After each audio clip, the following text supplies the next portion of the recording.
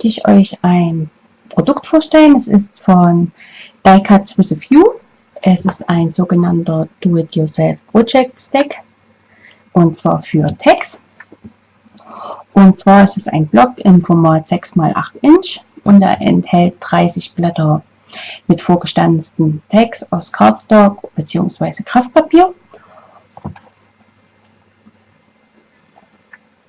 Hier seht ihr eine kleine Übersicht der Tags, die enthalten sind, und es sind 6 verschiedene Designs mit jeweils 5 Papier, also mit 5 Bögen. Und ich würde sagen, wir schauen einfach mal kurz rein.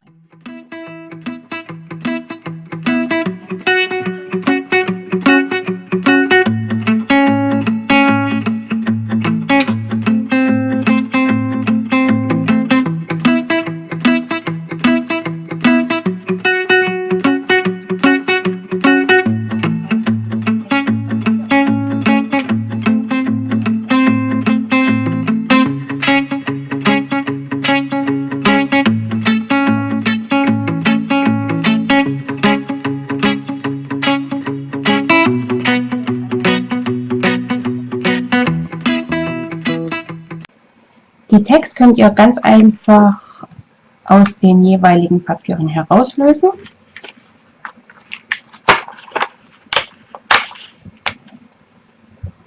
Und auch für eure Projekte verwenden. Und als erstes kleines Projekt möchte ich euch mit dem Projektkit eine Karte zeigen. Sie ist mit einem Papier aus dem Oktoberkit der Scrapbook-Werkstatt entstanden und ich habe einfach 2 Ticks aufgeklebt, einen kleinen Stempel aufgebracht und noch ein kleines Embellishment dazu.